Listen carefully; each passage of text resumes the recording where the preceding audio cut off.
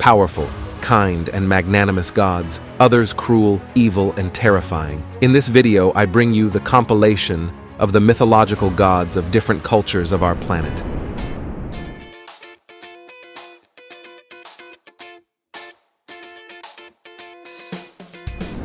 Hera is probably the goddess who has been cheated on most often and has been unfaithful, which contrasts with her function as the goddess protector of marriage and guardian of married women, while her husband, not faithful and not loyal to the goddess, sought to spread love and affection to as many women as possible.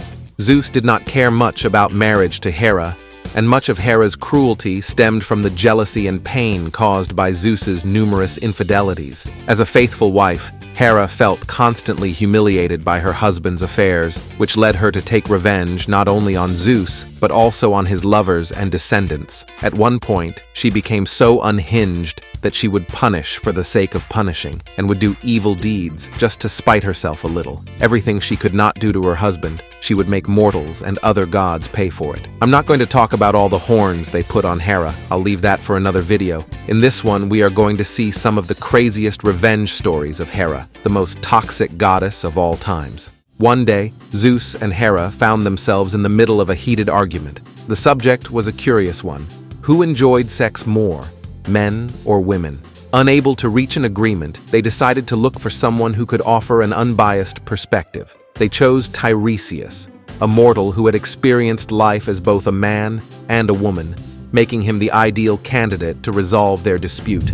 Tiresias's transformation had occurred years earlier when, in a chance encounter, he had seen two snakes copulating and, by striking them with his staff, was transformed into a woman. He lived like this for 7 years, until meeting the snakes again and striking them again, he regained his male form. This singular experience endowed him with a unique perspective on the nature of men and women. When summoned by Zeus and Hera, Tiresias listened attentively to their arguments. Upon reflection, he answered truthfully that women enjoyed the sexual act more than men. This answer, though truthful, infuriated Hera, who felt insulted and belittled by a mortal's revelation.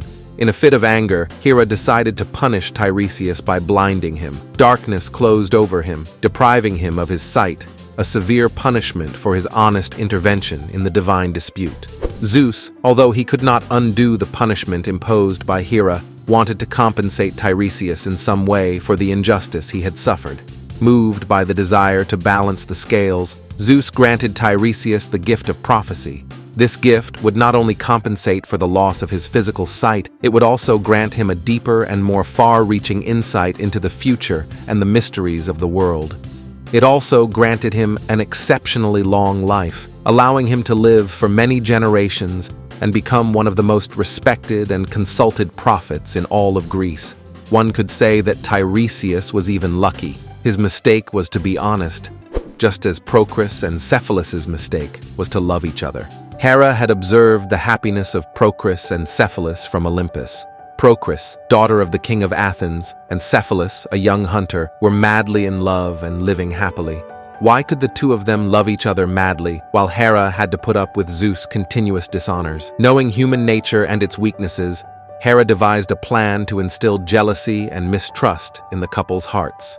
The goddess approached Cephalus, disguised as a beautiful young woman named Eos, the goddess of dawn. Using her divine power, Eos seduced Cephalus, making promises of eternal love. However, Cephalus, being faithful to Procris, resisted the temptations of the goddess. Frustrated, Hera Eos planted the seed of doubt in his mind, hinting that Procris might not be as loyal as he believed. Eos's whispers echoed in Cephalus's mind, and though he initially dismissed them, distrust began to grow. Determined to test his wife's fidelity, Cephalus devised a plan. He told Procris that he was to leave on a long hunting trip, but in reality, he hid near his home to observe her. Procris, oblivious to her husband's plans, was at home, worried about Cephalus's absence. During her vigil, she began to hear rumors of a woman who had tried to seduce her husband. Fearful and suspicious, Procris decided to find out the truth for herself. One night, Cephalus, hiding in the bushes, watched Procris leave the house with an anguished expression on his face. Driven by jealousy and paranoia, Cephalus believed that his wife was going to meet a secret lover. Without thinking, he picked up his javelin, a magical weapon that never missed its target, and hurled it at her. The javelin flew through the air, finding its target with deadly accuracy. Procris, mortally wounded, fell to the ground. Cephalus, seeing what he had done, ran to her, only to hear her last words. Procris, with her dying breaths, expressed her love and loyalty to Cephalus, revealing that she had gone out to find him because she had heard rumors of his infidelity. Cephalus, devastated by the truth and consumed by guilt, embraced his wife as life faded from his body. Hera, from Olympus, watched with a mixture of satisfaction and sadness. But there was another case in which the goddess felt neither sorrow nor regret and enjoyed her revenge every second.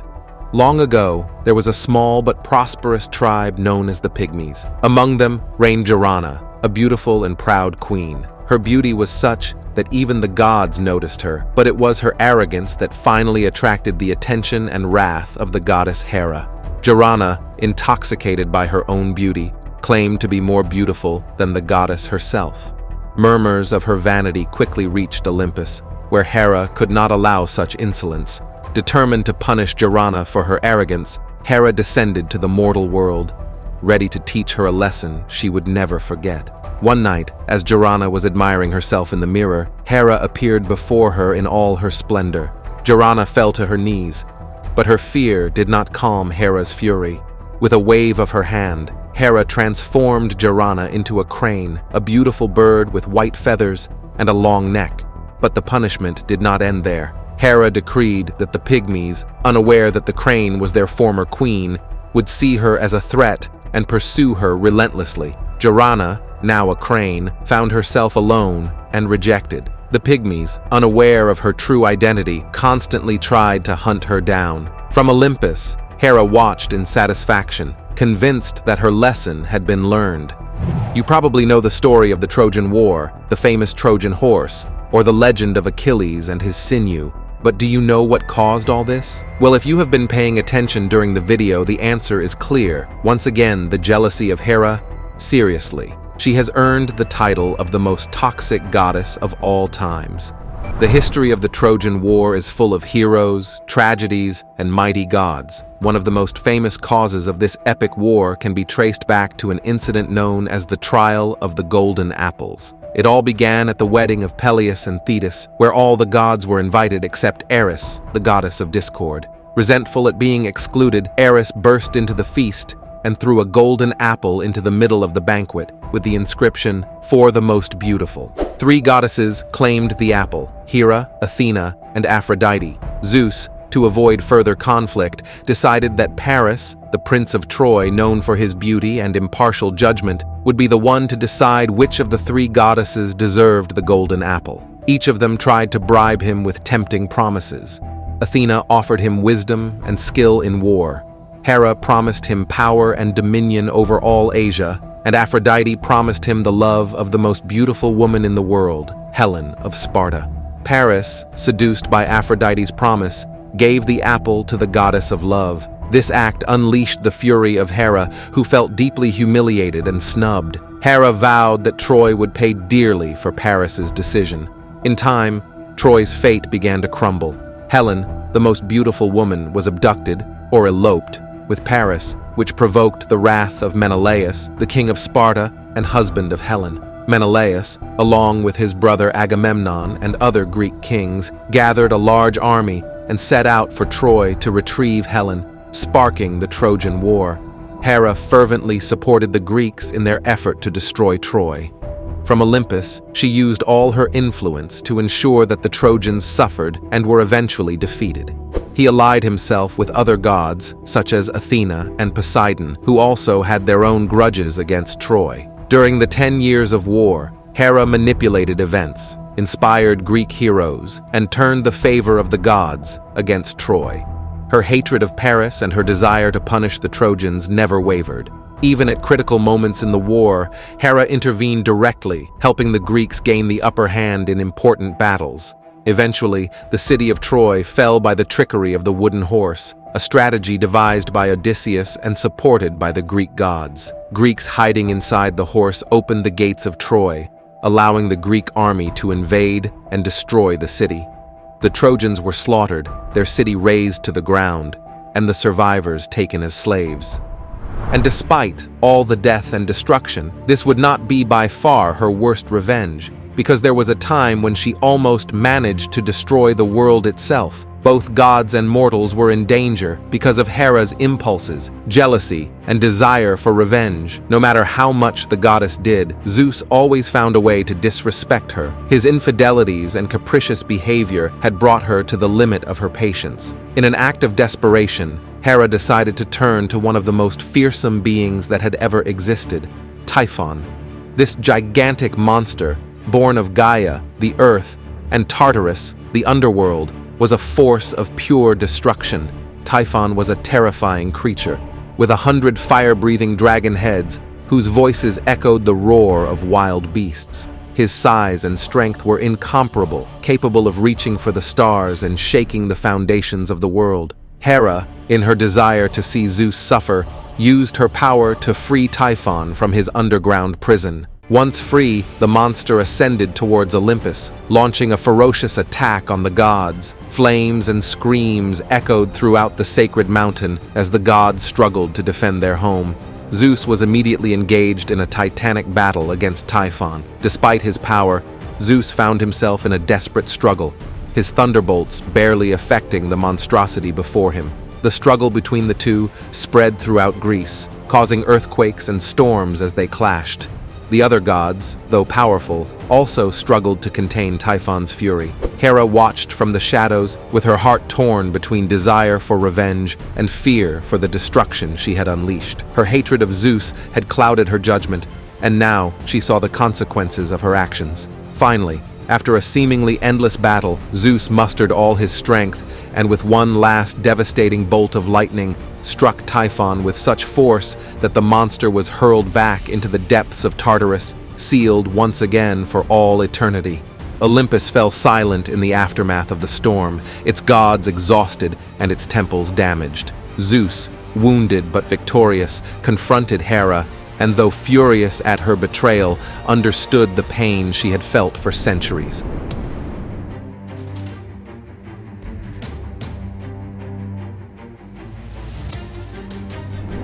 The gods of war are the titanic forces that roar in the hearts of warriors and in the din of battle. With power and ferocity, they dance across the blood-stained fields, their laughter echoing like thunder as swords clash and spears fly. They are masters of strategy, moving pieces on a chessboard where victory and defeat hang in the balance. Their presence is fire in the veins of the combatants, a divine impulse that transforms fear into courage and despair into indomitable fury. Worshipped and feared, the gods of war dictate the course of battle and embody the glory and horror of combat. Number 1. Chiyu.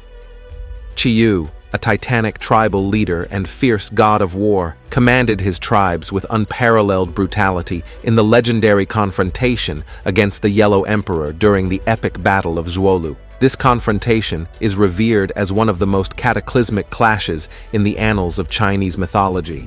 Known for his savage ferocity and mastery of manipulating the elements at will, Chiyu personified terror on the battlefield. This colossus of war, a being of supernatural characteristics, defied reality with his multiple heads and eyes, and at times up to 6 arms and heads were attributed to him, striking terror into the hearts of his enemies. His body, forged like that of an impenetrable warrior and clad in iron, gave him superhuman strength, making him an invulnerable adversary to conventional weapons. Chiyu was noted for his exceptional combat prowess and his mastery of smoke and fog, which he used to disorientate and terrify his opponents in the heat of battle. Armed with swords and spears of colossal magnitude and supernatural durability, Chiyu could cut through any armor as if it were mere silk. His most notorious confrontation was against the Yellow Emperor, where Chiyu, using his cunning and powers, summoned a dense fog to overshadow and confuse the enemy forces. However, the Emperor summoned the drought demon Nuba, who dispelled the storm clouds and cleared the battlefield, and Chiyu was finally defeated. Number 2. Montu. Montu, in Egyptian mythology, is an ancient war deity, revered since the ancient empire, but gaining prominence especially during the Middle Empire. Originally a sun and war god, Montu was revered as a symbol of military valor and power, primarily in the region of Thebes, where he was especially worshipped. Montu was known for his aggressive character and ferocity in combat. As a god of war, he embodied the violent and ruthless aspect of conflict, being a patron for warrior pharaohs who sought to emulate his prowess. He also had solar aspects, and was depicted with a solar disk, symbolizing his connection with Ra. Montu was depicted as a man with the head of a falcon or bull. When shown in human form, he wore a feathered headdress and the solar disk, emphasizing his vigor and celestial connection. As a god of war, he had the power to instill courage and strength in his followers, inspiring them to great deeds on the battlefield. He could influence the outcome of wars and bestow victories on those who honored him properly. He also had control over the sun and heat, being able to use these elements to his advantage. Montu was a master strategist and a formidable warrior. He is credited with great skill in the handling of weapons. Number 3. Bishamonten. Bishamonten, also known as Bishamon or Tamonten, is one of the most revered gods in the Japanese Buddhist pantheon. This towering guardian of the north, a member of the 4 heavenly kings, is the embodiment of justice and the protector against evil. He is not only a god of war, he is a deity of fortune, a treasure hunter, and an unfailing defender of faith and sacred places. Bishamonten is shown as a celestial warrior. His fierce expression reflects the bravery and determination of one who has faced and defeated countless enemies. Dressed in ornate but functional samurai armor, he is always ready for battle. In one hand, he wields a spear, symbolizing his fighting power, and in the other, a pagoda, or small stupa, representing his protection over temples and spirituality. Bishamonten is more than a formidable warrior. He is a peerless military strategist and a combatant feared by his adversaries. His ability to bestow protection and good fortune in combat makes him a great ally to warriors. His supernatural power allows him to see evil, no matter where it lurks, and to fight it with unrelenting ferocity. As a Dharma guardian, Bishamonten keeps evil spirits at bay and protects Buddhist devotees. His duty to uphold the law and ensure victory in battle positions him as a figure of authority and justice in the Buddhist pantheon. Ruling the North, he defends the world against spiritual threats that emerge from that direction, maintaining balance and peace. Number 4. Bellona. Bellona, in Roman mythology, is a deeply revered goddess of war. Her cult is especially significant in Rome. This goddess was traditionally depicted as the personification of war itself, distinguished by her aggressive nature and intimidating presence on the battlefield. Unlike Mars, who also encompasses aspects of protection and agriculture, Bellona focuses exclusively on war and destruction, celebrating the more chaotic and brutal aspects of combat. Bellona is an exceptional warrior, with outstanding skills in hand-to-hand combat and military strategy. She is capable of wielding any weapon of war with mastery, but excels in the use of sword and shield. Bellona's main attributes include a helmet, armor, and especially a spear, or sword. She is often shown with a whip, which she uses to incite armies to battle. Her expression is fierce and determined. As a goddess of war, she has the power to incite conflict and discord. She can inflame the hearts of soldiers with courage and thirst for battle, and has the ability to decide the fate of armed conflicts. In addition, it is believed that she can provoke supernatural fury and strength in those who invoke her. Number 5. Kartikeya. Kartikeya, also known as Murugan, Skanda, and Subramanya, is one of the most revered deities in Hindu mythology, especially in South India and among the Tamil communities. He is the god of war, a great warrior, and the commander of the divine armies of the gods, fighting energetically against demons and evil forces. Kartikeya is primarily worshipped as the protector of the divine realms and the destroyer of demons. His birth has a singular purpose: to defeat the demon Taraka, who had obtained a blessing that only a son of Shiva could annihilate. Kartikeya is the personification of youth, vigor, and courage. He is commonly depicted as a handsome and sturdy youth with a brilliant complexion, dressed as a warrior and carrying his spear.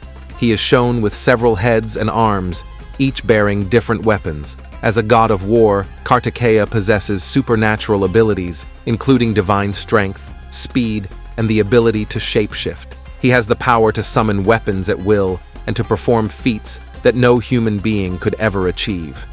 He can also emit flames from his body to burn his enemies.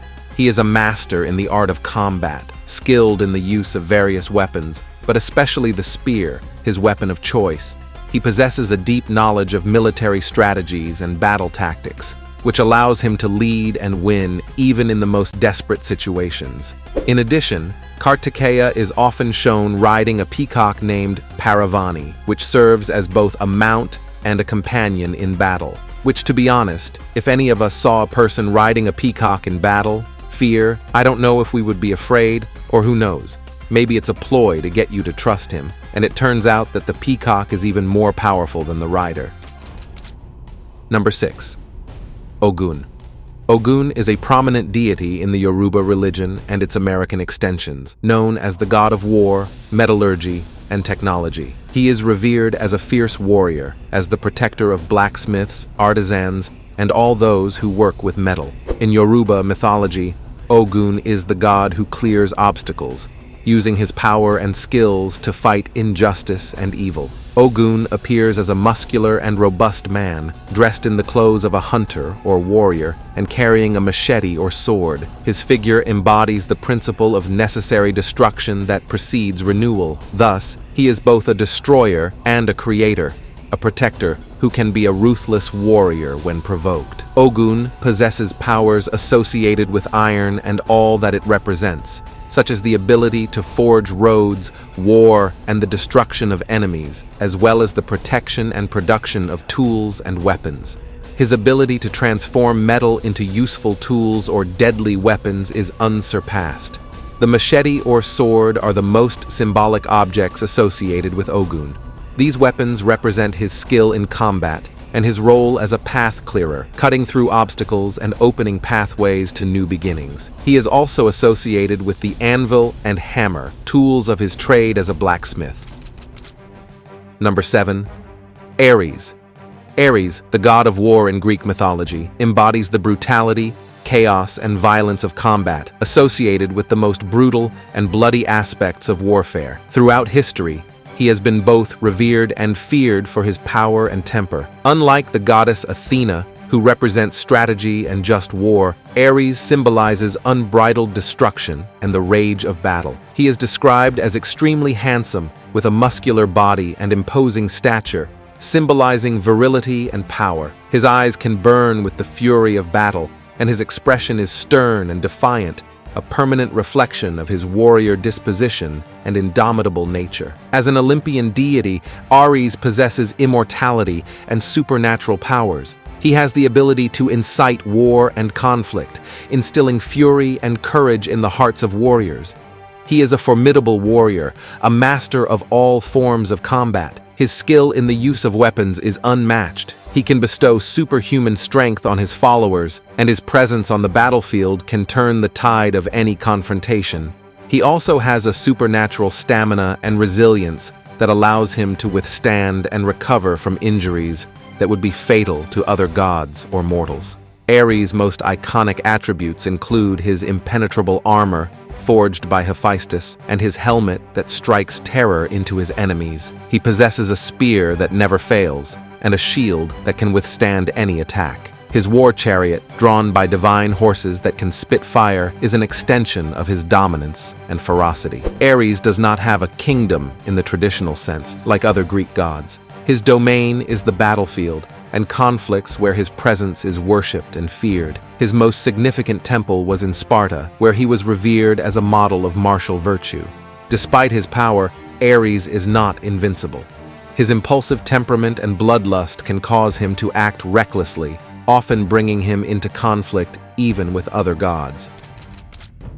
Number 8. Tirella.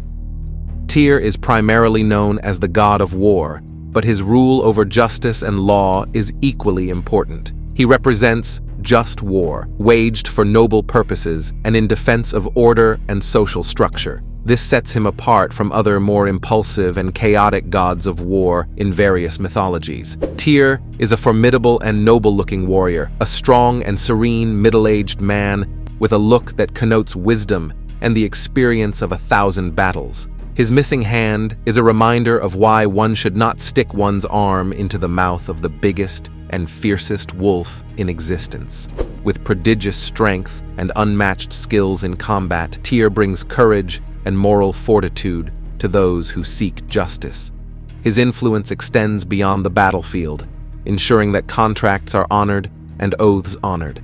In trials and legal disputes, his name is invoked to guarantee truth and fairness. Is a master strategist and skilled warrior, known for his ability to handle conflict with wisdom. The most notable object associated with Tyr is the sword, a weapon that symbolizes his role as a god of war. In addition, the hand he lost while binding Fenrir has become a symbol of sacrifice and commitment to justice. Tyr is the son of Odin, the chief god, in some versions of mythology, while in others he is described as the son of the giants. But whichever version, he is always seen as a figure of authority and respect. Number 9. Huitzilopochtli. Huitzilopochtli, the god of war in Aztec mythology, is one of the most powerful deities of this culture. His name is commonly translated as Hummingbird of the South. Huitzilopochtli is primarily a sun and war god. According to Aztec mythology, he led the Mexica in their quest for a promised land. His birth is miraculous and symbolizes the victory of light over darkness and order over chaos. This god is a sturdy young warrior, adorned with rich garments of hummingbird and eagle feathers. He is often depicted with blue and gold body paint, symbolizing his connection to the sky and the sun. As the sun god, Huitzilopochtli has the power to control the sun and fire. His life energy is linked to that of the sun, being responsible for ensuring his daily journey across the sky. As the god of war, he has the ability to instill ferocity and courage in the hearts of warriors, as well as determining the outcome of battles. He is an exceptional strategist and a formidable warrior, gifted with supernatural abilities in combat. His presence on the battlefield is inspiring to his followers and terrifying to his enemies. The most iconic object associated with Huitzilopochtli is the Xiuhcoatl, a fiery serpent that functions as his weapon. He also carries a mirrored shield adorned with eagle feathers and a headdress of hummingbird feathers. Although powerful, he relies on human sacrifice to maintain his strength and ensure the movement of the sun. This need creates a symbiotic relationship with humans, who must feed his power through ritual and sacrifice.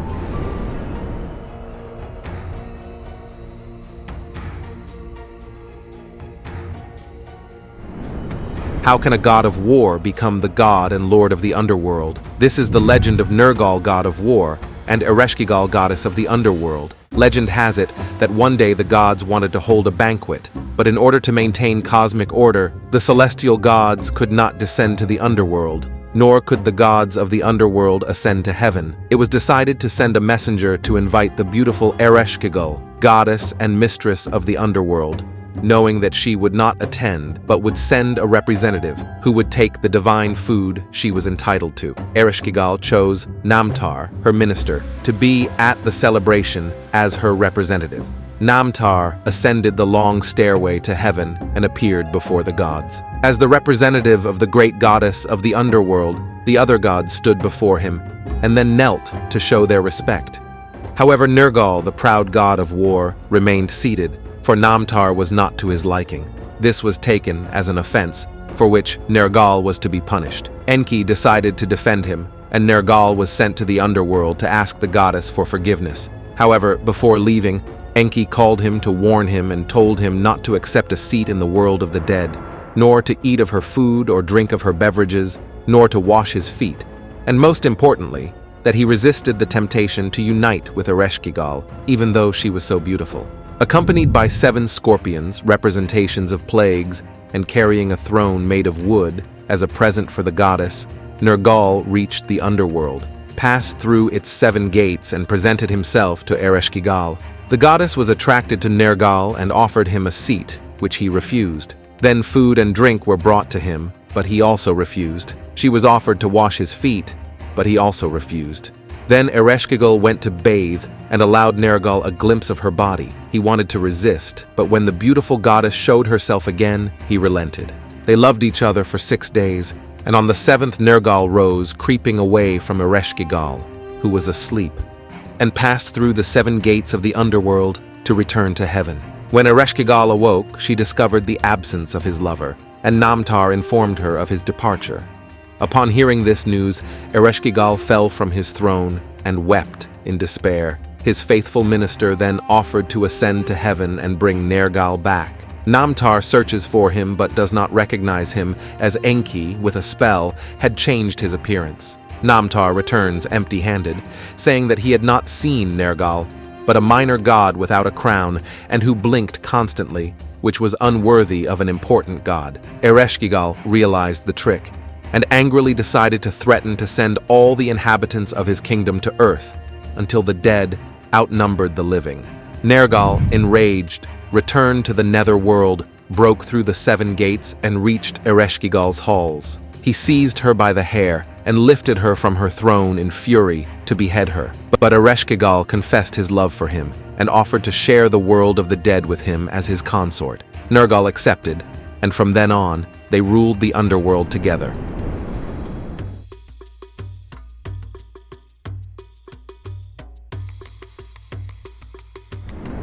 The Selknam were one of the indigenous peoples of the southernmost region of South America, especially on the Isla Grande de Tierra del Fuego, in the current territory of Chile and Argentina. The Selknam's life was harsh, and they were adapted to a difficult and inhospitable environment. They were hunter-gatherers and had a social and spiritual structure with rituals and myths that explained the world around them.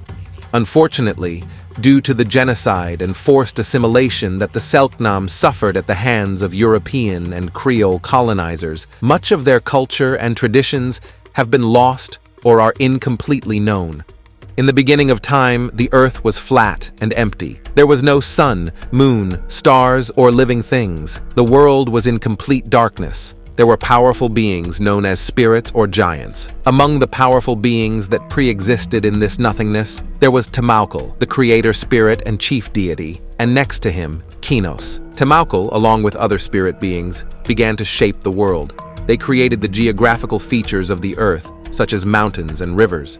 Some of these beings also became the first life forms, such as animals and plants. The first human beings emerged from this creative act. Fashioned from clay or carved from wood, they were endowed with life and breath by these powerful spirits. They gave them not only existence, but also the essential knowledge, hunting, fire, and all the skills necessary for survival. With life came also the rules for living it. Tamaukal, along with the other spirits, imparted the laws and rules, ensuring that humans understood the importance of harmony with nature and with each other. Each animal imparted its gifts to humanity, and so each species has its place and purpose, teaching the Selknam to live in accordance with the natural order. Myth served to explain the origin of the world as well as to transmit values, social norms, and knowledge about the natural environment. Some of these primordial beings eventually became constellations and other celestial entities, such as the sun and moon, which would play important roles in the daily life of the Selknam, marking the seasons and guiding their rituals. In Selknam and Haush mythology, the cosmos is divided into 4 Shoan, or heavens of infinity, which represent the 4 cardinal directions. Kamuk, the northern sky. Kekruk, the heaven of the south. Kenenik, the heaven of the west. And Wintek, heaven of the east. Each of the Shoan was associated with one of the seasons of the year. The Kamuk symbolized spring and summer, the Kekruk symbolized winter, the Kenenik symbolized autumn, and finally the Wintek symbolized all the seasons and possibly even the weather.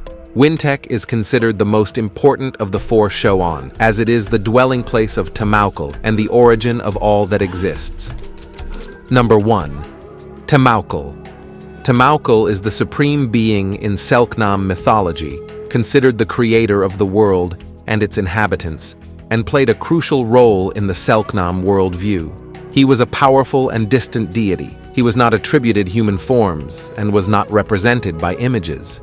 His presence was ethereal and omnipresent, a creator god who existed before all things and who established the order of the world. According to Selknam mythology, Temaukal created the sky and the earth, as well as the first beings that inhabited them. From his own voice and breath, he gave life to the first entities, including the first humans and animals.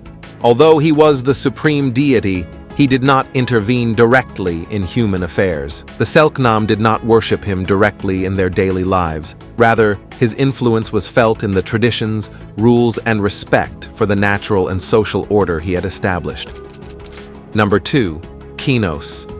The Kinos story is central to the creation. Kinos is a creative being who, according to the myths, brought the world into its present form, though not intentionally or in a controlled manner. He is a powerful but erratic entity, whose actions and teachings often have unforeseen results or cause disorder. Kinos is known to have taught the Selknam many essential survival skills, such as hunting and the use of fire. He is also portrayed as a mischievous or naive character, whose actions can have problematic consequences. In some accounts, it is Kinos who introduces evil or death into the world, sometimes by accident or by being tricked by other beings. Kinos had a role not only in the creation stories and the order of the world, but also in the social structure and in the performance of rituals, such as the Hain, albeit indirectly. About this ritual and what they did in it, I will tell you more later. Number 3. Kree. The moon, known as Kree, was considered a female entity associated with femininity and fertility. Some stories show the moon as an old woman, and in others, as a young girl. This may reflect the changing phases of the moon and its influence on the lives of Selknam women. They believed that the moon had a significant role in the reproductive cycle and could influence the birth of children. There were rites and taboos associated with the new and full moon, and Selknam women took special care during certain lunar phases, such as avoiding certain activities during the new moon so as not to affect their fertility or that of the land. Number 4. Kurin. The sun, on the other hand, was perceived as masculine and was called Kurin, associated with hunting and the provision of warmth and light. The sun was vital for survival, as it enabled life to exist and guided the cycle of the seasons, which in turn influenced the migration patterns of the guanaco, a main source of food for the Selknam. One version tells how the sun, after being created or discovered, was pursued by its sister the moon, until they were both thrown into the sky, where they continue their pursuit eternally, explaining day and night. In other versions, it is described how the sun and the moon, in their origins, interacted with humans and other spiritual beings, teaching skills or imposing punishments and rewards according to the actions of mortals. A transgression against the rules could be punished by the sun with drought or disease. The sun and moon were also related to the Selknam calendar and ritual practices. They marked the passage of time, not only through the day and night, but also through the seasons, which was crucial for planning migrations and hunts. Eclipses and other events were of great importance and could be interpreted as omens or messages from the gods. Number 5. Houwen. The Houwen were the primordial beings who, according to Selknam beliefs, shaped the world and laid the foundations of existence. The word Houwen can be translated as ancestors or old ones, and these beings were responsible for many aspects of life on Earth before they transformed themselves into elements of nature or natural phenomena. The age of the Houwen is the mythological period of the creation and shaping of the world, beginning with the arrival of Kinos, the being who brought order and knowledge essential to life. During this era, the Houwen populated the earth and became the forces of nature, such as the sun, the sea, the wind, and other natural elements. Number 6. Quanyip and Kinuke. Quanyip is known as the evil spirit or devil in Selknam mythology. He would be like the adversary of the creator beings, such as Kinos or Temaukal. Quanyip is a trickster, a being who brings discord and misfortune to humanity. He is the representation of evil. Chenuke, on the other hand, is the first man or one of the ancestors of the Selknam. Some versions tell that Chenuk is created by a superior being and put on Earth to populate it. Through Chenuke and his descendants, the Selknam trace their lineage and explain the origin of humanity. Number 7. The domination of women.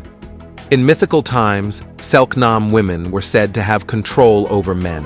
They were the owners of exons, spirits, or powerful beings that gave them great authority and knowledge. These exons were embodied in masks and costumes and were at the center of the rituals the women used to exercise their power and keep the men deceived and submissive. The women used their control over the exons to instill fear and respect in the men, making them believe that these beings possessed supernatural powers and that disobeying the women could bring terrible consequences. One day, a man overheard some women talking about it, realized the truth behind the exons, and led the men in a rebellion against this matriarchal order. The myth tells how the men devised a plan to unmask the woman's deception and claim the sans for their own. The men succeeded in overcoming the women and taking possession of the disguises and masks, and thus the spiritual and social power they represented. This act symbolized the transfer of power and knowledge from women to men, establishing the new patriarchal order. Number 8. Hain. The Hain was a central ritual in the life of the Selknam people. This ritual was a male initiation ceremony that marked the transition of young men into adulthood. Adolescents were introduced to the secrets of the men's society. During the ceremony, previously hidden knowledge, such as hunting techniques and ancestral wisdom, was revealed to them. The development of the Hain followed several stages. The young men to be initiated were selected. The tribesmen began to build the big hut, Kashkaval, in a secret place. The men also made masks and costumes representing the various spirits.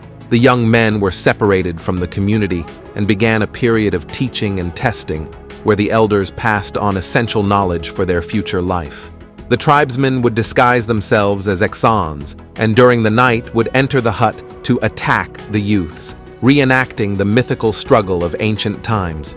Eventually, the truth was revealed to the young men, that the exons were not gods or spirits, but the tribesmen themselves in disguise.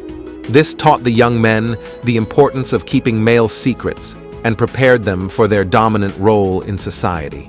After the ceremony, the young men were reintegrated into the tribe as adult men, ready to marry, hunt, and participate fully in Selknam's social life. Number 9. Zalpen. Zalpen is a crucial female deity in Selknam mythology, associated with the underworld, death, and regeneration. Zalpen resides in the underworld and is important in the male initiation rite known as the Hain. Zalpen communicates with the upper world through a hole. She is a dual goddess, associated with both creative and destructive aspects. She is both revered and feared. During the Hain, Zalpen is invoked, and her associated spirits, the Shorts, play a central role in the challenges the youth must face. The appearance of Zalpen and her Shorts is one of the highlights of the Hain and serves to teach the youth about the spiritual forces that are part of their world and worldview. With the arrival of the colonizers and the imposition of new religions and belief systems, many of the traditional Selknam practices were suppressed or lost.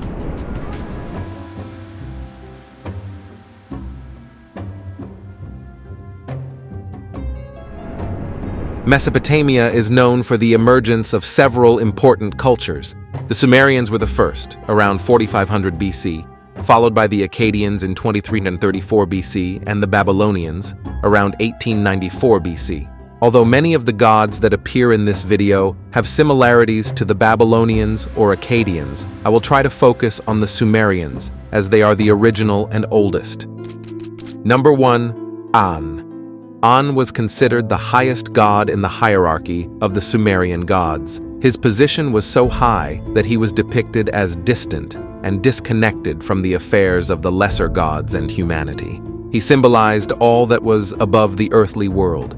His realm was regarded as heavenly space, distant and majestic. As the god of heaven and supreme ruler of the gods, he possessed immense power and was regarded as the creator and ruler of the cosmos. He was credited with creating the universe and establishing cosmic order. In addition, he had supreme authority over the gods and human destinies. He could also confer powers and positions on other gods. An was the father of numerous gods, including Enlil and Enki. In Sumerian society, An represented order, authority, and stability. The notion that heaven is above all else and rules over the earth reflected the social and political structure of the Sumerian city-states, where a king or ruler exercised absolute power granted by the gods. The cult of An was prominent in cities such as Uruk and Ur. He had dedicated temples, although in time his cult was overtaken in importance by gods such as Enlil and Marduk. In Sumerian mythology, the Anunnaki were the children of An, the sky god, and Ki, the earth goddess. Number 2, Enlil. Enlil was considered one of the most powerful gods, seen as the leader of the Sumerian pantheon after his father An. He was the god of air, wind, and storms, with powers over weather and crops. Son of An and Ki, Enlil played a central role in Sumerian mythology. He was the brother of Enki, another important god, and father of numerous deities, including Nanna, god of the moon, Utu, god of the sun, and Inanna, goddess of love and war. Enlil was revered throughout Sumeria and was credited with creating and maintaining order in the universe. His connection with the earth and sky positioned him as a mediator between the gods and mankind. He had the power to decree the destinies of gods and mortals. Enlil's main center of worship was the city of Nippur, where his great temple, the Akur, was located. This temple was one of the most important and sacred in Sumer, and was considered the abode of Enlil on earth. Enlil was depicted as a divine king, wearing the horned crown, a symbol of divinity in Mesopotamia. As the god of the air, he was associated with the breath of life and the power to give and take life. For example, in the Sumerian flood myth, it is Enlil who decides to send the flood to purge mankind, although he later regrets his actions. He also had a role as protector and benefactor of mankind. He granted kings their right to rule and supervised their actions to ensure order and justice. Number 3, Enki. Enki is one of the main gods. He is considered the god of wisdom, magic, water, intelligence, and creation. Enki is the son of An, the sky god, and Namu, the primordial sea goddess. He is also the brother of Enlil, as we saw earlier. Enki is strongly associated with water and is considered the lord of the Abzu, the underground fresh waters. He is depicted with streams of water emanating from his shoulders, symbolizing the Tigris and Euphrates rivers. In Sumerian art, Enki is depicted as a bearded figure, wearing a horned crown, a symbol of divinity, and surrounded by aquatic symbols such as fish and streams. The main center of Enki's worship was the city of Eridu, considered to be one of the oldest cities in Sumer. In Eridu, Enki was believed to dwell in the temple of Iabzu, associated with a sacred watery abyss. This god played a crucial role in the creation of mankind. He is credited with forming the first humans from mud. Enki is known for his benevolent attitude towards humans. In several myths, he acts as a protector and savior of mankind, intervening on their behalf and granting them knowledge and skills. Enki is the god of intelligence and knowledge, and is associated with all kinds of arts, crafts, and sciences. He was the patron of craftsmen, builders, priests, and magicians. He appears in numerous Sumerian legends and myths, including stories about the creation of the world, the flood, and the adventures of gods and heroes. Number 4, Ninhursag. Ninhursag is known by several names, each reflecting different aspects of its character and function. As Ninhursag, she is identified primarily with the earth and the mountain, as Nintu, with motherhood, and as Ninmah, with the Great Mother Goddess. Ninhursag is one of the main goddesses in the Sumerian pantheon. She is regarded as the mother of the gods and of mankind. This goddess is widely recognized as the goddess of fertility and the earth. She is credited with creating life and nature. Ninhursag has complex relationships with other Sumerian gods. In several myths, she interacts closely with Enki, sometimes assisting him in his creative or healing endeavors. In Sumerian art, she is depicted as a maternal goddess, adorned with symbols of fertility and abundance, such as plants and animals, as well as a horned crown, a symbol of divinity in Mesopotamia. She was worshipped in several important centers in Sumer. Her cult was associated with health and fertility, and her temples served as centers of healing and care. Number 5. Utu. Utu is the sun god in Sumerian mythology. He represents the sun and also the concepts of justice, morality, and truth.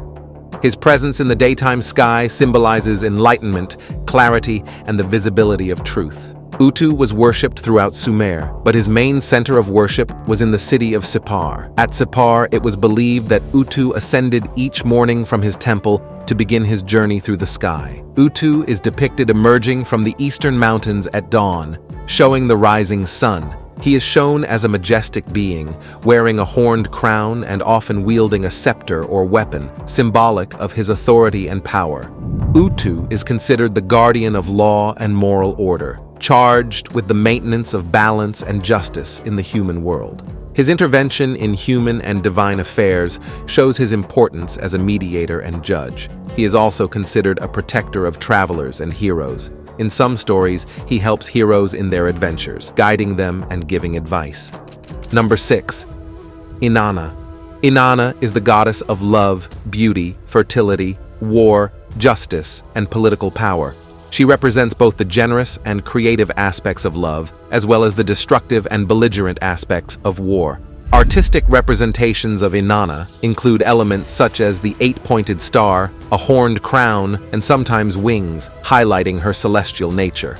Daughter of Nannar, the moon god, and sister of Utu, the sun god, Inanna is deeply integrated into the Sumerian family of deities. She was especially revered in the city of Uruk, where she had a great temple, but her cult was widespread throughout Sumer.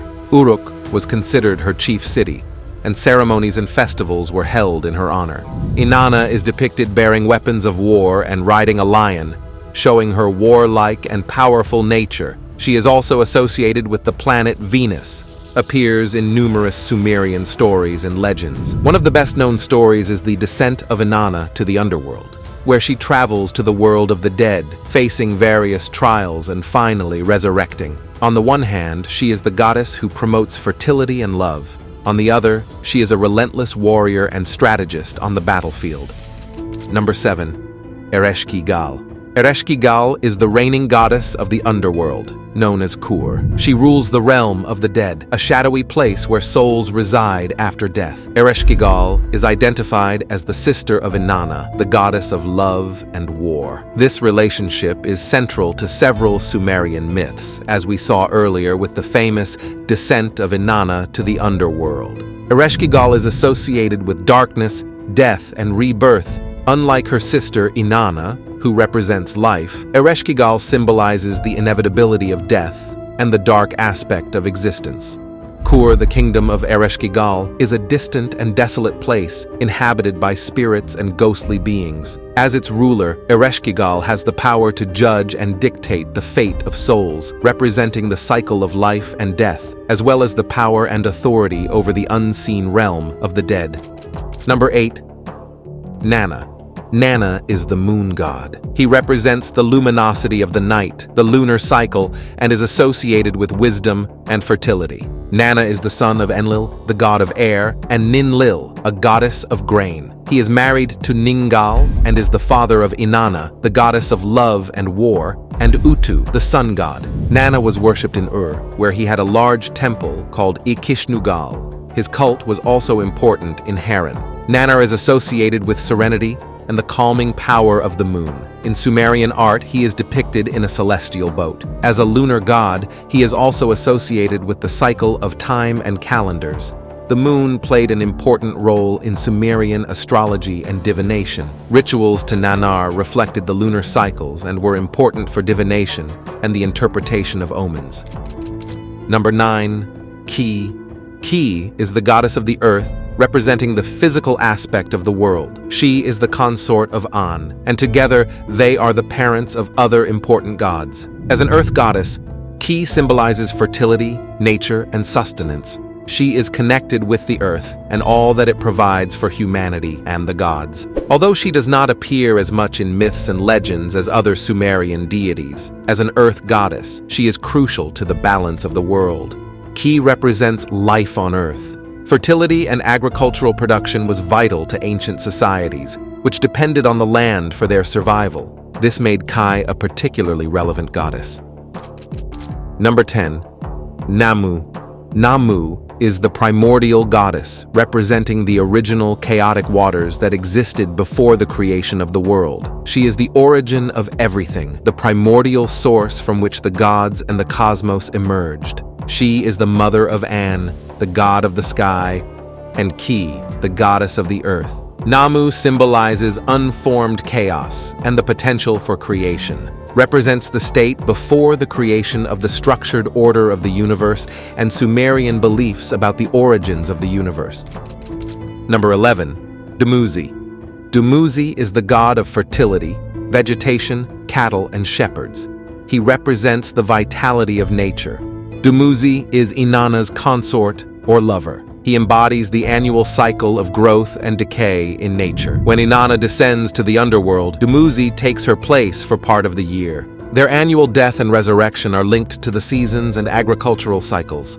He represents death in the heat of summer and his resurrection with the arrival of vegetation in spring. In art, it is often shown accompanied by fertility symbols such as plants and animals.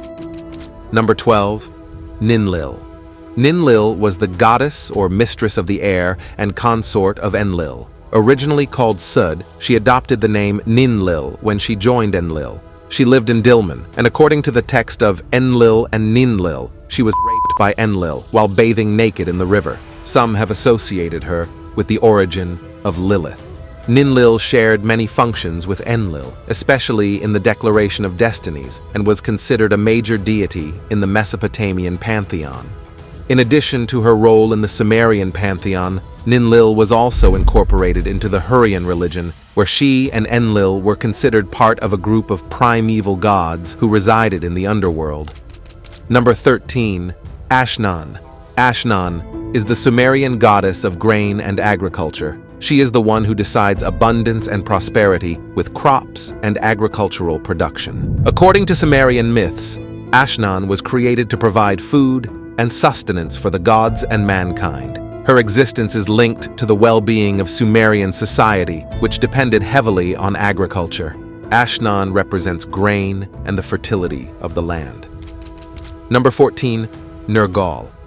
Nergal is the god of war, plague, destruction, and the underworld. His cult was connected with rituals of protection against disease and calamity, as well as with funerary practices and veneration of the dead. There is a well-known myth that tells how Nergal, god of war, left the heaven of the gods to go to the underworld, where he was eventually seduced by Ereshkigal and became the king of the underworld. The truth is, this is one of the myths that I like the most. I am preparing a shorter video in which I will tell you the story of how Nergal became the god of the underworld along with his beloved Ereshkigal. If you don't want to miss it, I recommend you to subscribe and turn on notifications. Number 15. Ningishzida.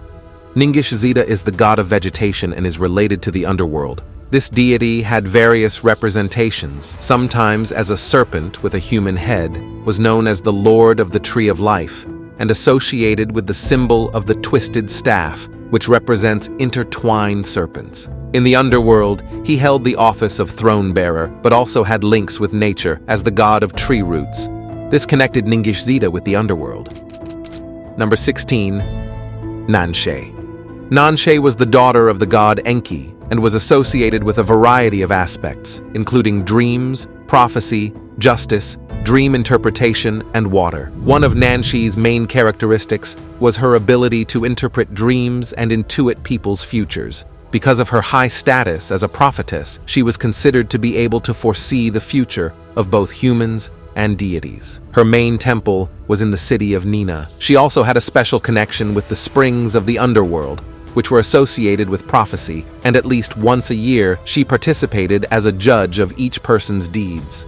Nanshe was linked with water, particularly with the open sea and marshy areas. She was depicted playing with the waves and sea foam, or being born on the seashore. She was also associated with the animals that inhabited these biomes, especially fish and birds. In addition to being a prophetess and judge, Nanshi taught dream interpretation to Sumerian and Babylonian priests. She was considered a protector of orphans, widows, and the poor.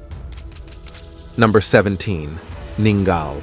Ningal is known as the goddess of reeds and a lunar deity. She is best known for being the wife of Nana, the moon god, and the mother of Inanna and of Utu. She is the daughter of Enki and Ningikuga. Her relationship with Nana and the importance of her children place her in an important position in Sumerian mythology. She is often shown as an elegant female figure, associated with lunar symbols and with reeds, which are her emblem. The cult of Ningal was notable in the main centers of her husband's worship. Number 18. Geshtinana. Geshtinana was associated primarily with dream interpretation and prophecy. Although a minor goddess in general, she had her own temple at Girsu. She was considered a wise and perceptive figure. Is best known for her role in the myth of the descent of Inanna. In this myth, after her brother Dumuzid is condemned to the underworld, she chooses to share his fate. This act is seen as an example of brotherly loyalty and sacrifice.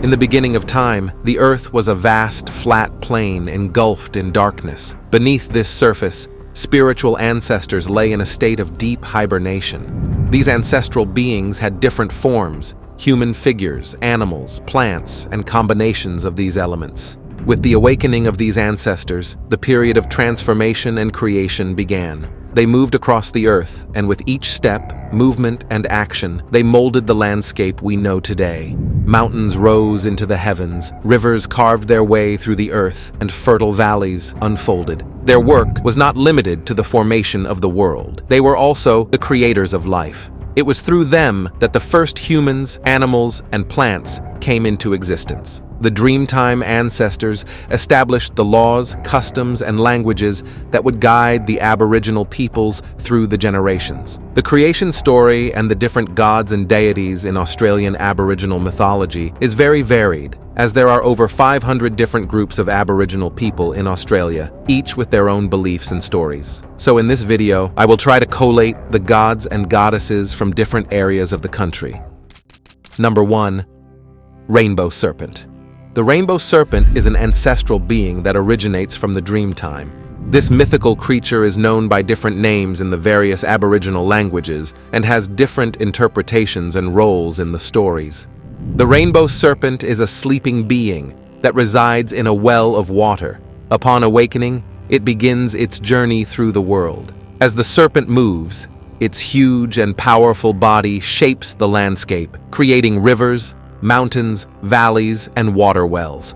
In its path, the rainbow serpent leaves life in its wake. Its movement and the creation of bodies of water allow for the emergence of plants, animals, and eventually humans. Not only does he create the physical world, he also establishes the sacred laws that govern the relationship between people, animals, plants, and the earth.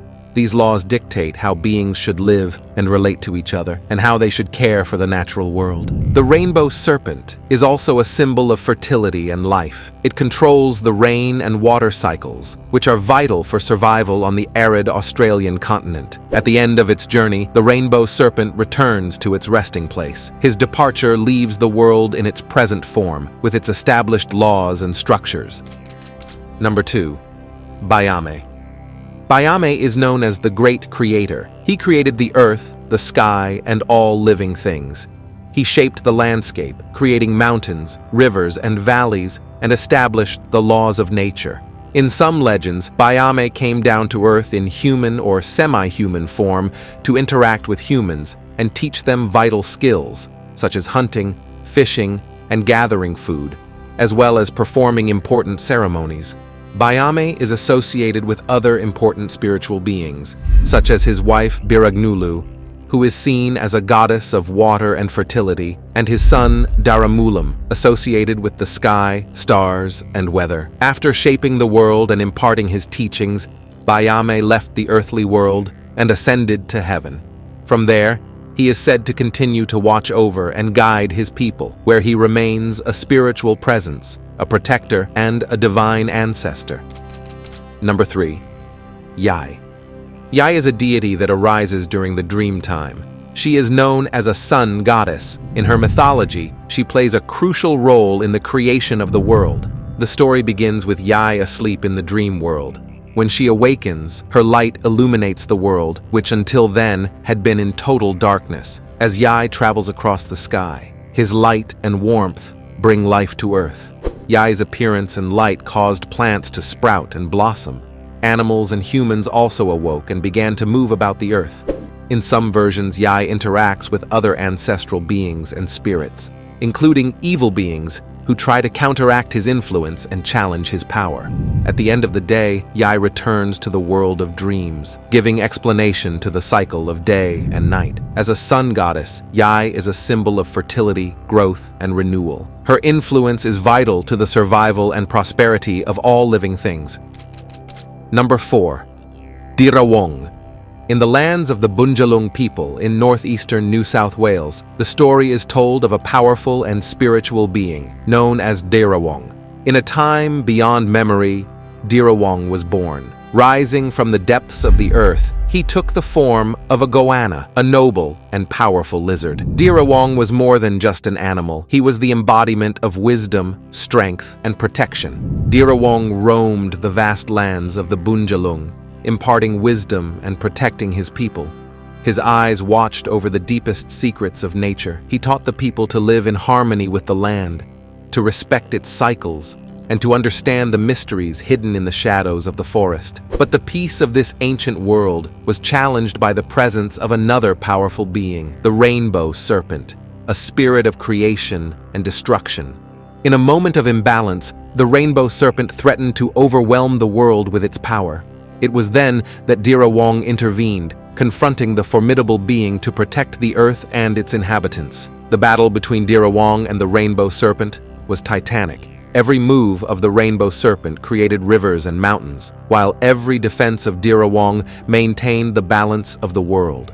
Dirawong succeeded in restricting the rainbow serpent's destructive influence, restoring balance to the world. However, he did not seek to destroy the serpent, recognizing its essential role in the cycle of creation and life. Number 5. Mamaragan. In the northern lands of Australia, the story of Mamaragan, the thunder god, is told. A mighty being, he dwelt in the clouds that floated high in the sky. His voice was thunder, deep and resonant, announcing his presence. With every step Mamaragan took, the dark clouds gathered, forming immense storms.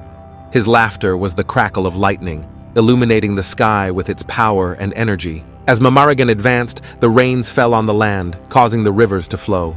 Mamaragan was not only a lord of storms and thunder, he was also the guardian of the seasons. With his storms, he marked the end of the dry season and the beginning of the wet season. Number 6. Wandjina. The Wandjina are powerful creator beings.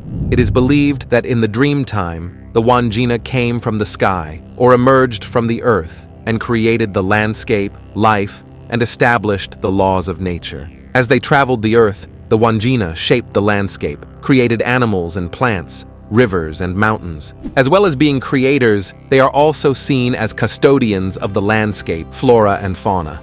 Their presence is fundamental to the balance and health of the environment. After creating the world, the Wandjina retreated to caves and sacred places.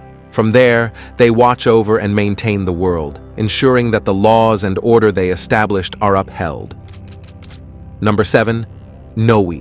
In the top 3, I told you about Yai, the sun goddess, but I found the story of this other goddess very curious, and I decided to include her in the video. Before Noe lit up the sky, the world was in perpetual darkness. The earth was a place of shadows. Noe, mother and guardian, awoke from her deep sleep beneath the earth. As she opened her eyes, a warm glow began to filter through the world. With a torch made of tree bark in his hand, Noe ascended into the sky, bringing sunlight for the first time to the vast earth. As Noe traveled across the sky, his torch illuminated everything in its path. Plants, which had lived in complete darkness, began to flourish. Animals awoke and began to explore this newly illuminated world. Legend has it that Noe climbed into the sky in search of her son, who was lost while she slept. Each day, she travels across the sky, searching for him and carrying the light of day with her. As evening falls, Gnowi reaches the end of her daily journey and descends to the underworld, taking the light with her and plunging the world into darkness. But each morning, she renews her quest and with it brings back the light of day. Number 8. Daramulum. Daramulum is the son of Bayame, the creator god. His relationship to Bayame varies in the stories, but he is considered an extension or manifestation of his father's authority and creative power. He is associated with the sky and the stars. He is a being who resides in the heavens and has control over celestial and atmospheric phenomena. Like his father, he plays a role in teaching and maintaining cultural laws and customs. He also acts as a protector and guide for the people, overseeing their spiritual and physical well-being. In some cultures, he is considered an intercessor between humans and Bayame. Number 9. Biragnulu. In southeastern Australia lies the story of Biragnulu, a female deity of great power. When the world was still young, Biragnulu woke up. As the goddess of water, she nourished the land, filling its rivers and streams, and ensuring that every creature received the gift of life through water. Biragnulu was the consort of Bayame, the great creator god. Together they formed a balance, he creating the structure of the world and its laws, and she filling it with life, love, and nourishment. The tribes celebrated her with song and dance, thanking her for her generosity. Not only did she provide and nurture, Biragnulu also protected. She watched over the purity of the waters and maintained ecological balance. It was said that his anger could provoke floods, while his benevolence brought gentle and rejuvenating rains. Before we meet the last member of this list, it is very important to me that you like, comment, and share this video. This is very helpful for me. Number 10. Gulaga. Gulaga rises above the coast. It is not just a mountain, but a spiritual being, the creator and protector mother of the Yuin peoples. In the time of the dreaming, Gulaga emerged from the earth, carrying with her life and wisdom. As a mother, she nurtured the landscape, creating rivers, valleys, and forests, and taught her people the sacred laws of nature. Gulaga is the spiritual heart of the Yuin. It was a gathering place where people came to learn, celebrate, and connect with their ancestors and the land. Gulaga was known for imparting wisdom to those who sought its counsel. Its slopes and caves were filled with stories and lessons. The Yuin made pilgrimages to Gulaga, ascending its peak for ceremonies, initiations, and reflections.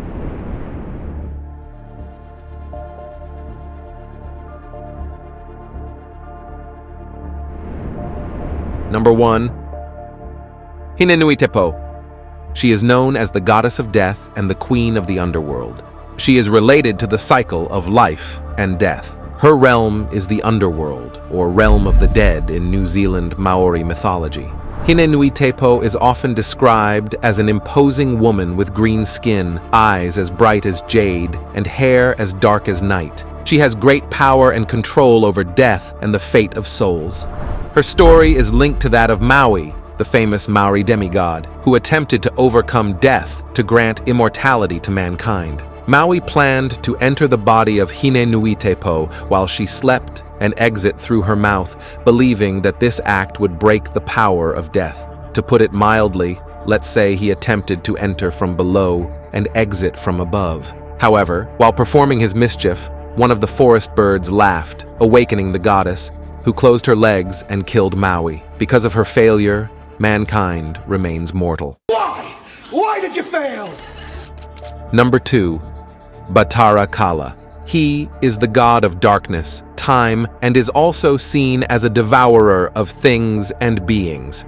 He does not have a specific realm such as the underworld, but is associated with dark places, storms, and astronomical events such as eclipses. His voracious appetite and ability to devour things are seen as a form of weapon in stories about him. Batara Kala is a fearsome figure with a large mouth and sharp teeth. His features are grotesque, and he is often shown devouring things. He has the power to consume almost anything, including celestial phenomena such as the moon. He is also associated with natural disasters and catastrophic events. Batara Kala is known for his attempt to devour the moon, causing an eclipse. In Balinese tradition, during an eclipse, people make a lot of noise, banging pots and creating other loud sounds, to scare Batara Kala and prevent him from completely devouring the moon or the sun. Another story tells that Batara Kala was born from the forbidden union of two deities and was rejected at birth. Enraged by the rejection and his fearsome appearance, he began to consume everything in his path, including other gods, until he was appeased and given authority over the earth and darkness. Number 3. Tuoni. Tuoni is the god of the underworld in Finnish mythology, appearing in the Kalevala, the epic national poem of Finland. His kingdom is Tuonela, a dark and gloomy place, described as an island or watery realm. Tuonela is defended by snakes, black dogs, and other menacing creatures. His wife is Tuonetar, with whom he co-rules Tuonela. Together, they oversee the souls of the dead. As god of the underworld, Tuoni has authority over the souls of the dead and their passage to the next world. He also has power over death itself. The river of Tuonela is a significant object in stories involving Tuoni. It is a dark and dangerous river that souls must cross to reach the underworld. Number 4. Hel. Hel is the goddess of the underworld in Norse mythology. She is the daughter of Loki, the god of deception, and the giantess Angrboda. Due to prophecies foreseeing trouble with her children, the gods decided to remove Loki's children from Asgard. Hel was cast into the underworld that bears her name, becoming its ruler. Helheim is her realm, one of the 9 Nordic worlds. Hel has complete authority over this realm. She determines the fate of the souls that arrive there and has the ability to grant favors or curses to those who seek her help or defy her. Helheim is guarded by the dog Garm, a monstrous being who confronts Tyr during Ragnarok. Hel is a figure of duality. One half of his body appears alive, while the other half is dead or decayed, showing his dominion over life and death. The bravest Vikings fallen in battle will be divided equally between Odin's Valhalla and Freya's Folkvanger. But what happens to all those who die of disease or natural causes? Well, they go straight to Hel's realm until the day he arrives in the Ragnarok and joins his father Loki in the war against the gods. Number 5. Ereshkigal. Ereshkigal is the goddess of the underworld in Mesopotamian mythology, mainly Sumerian and Akkadian. Kur is the Sumerian underworld. Ereshkigal is the supreme queen of this dark and gloomy realm, where the souls of the dead reside. One of her companions is Nergal, the god of war and disease. In some stories, Nergal becomes her consort or even her co-ruler in the underworld. Ereshkigal is described in dark and fearsome terms, in keeping with her role in the underworld. Despite being a goddess of the underworld, she also has aspects that are honored and respected. She possesses total authority over the souls of the dead and over the underworld. She can also inflict disease and other ills on the living. One of the most famous legends is the descent of Inanna to the underworld. Despite being warned of the dangers, Inanna defies Ereshkigal and, in doing so, is punished and turned into a corpse, hung on a hook. Only through cunning and the intervention of other gods is Inanna resurrected and freed, but on the condition that someone else takes her place in the underworld. Number 6. Mictlantecutli. This is the god of the underworld in Aztec mythology. He is a feared but also revered god in charge of overseeing the realm of the dead. He is depicted as a skeleton or a flayed figure, showing his dominion over death. Associated with him are owls, bats, spiders, and dogs, all of which are considered creatures of the underworld in Aztec mythology. Mictlan is the underworld in Aztec mythology, a place where the souls of the dead must go through various challenges before reaching their final rest. As Lord of the Underworld, he has authority over the souls of the dead. He can decide the fate of souls and has the ability to cause death and disease in the world of the living. Number 7. Hades. Hades is the god of the underworld in Greek mythology. While Zeus ruled the sky and Poseidon the sea, Hades was assigned the underworld, the realm of the dead. Although he is associated with death and considered grim, he is not necessarily malevolent.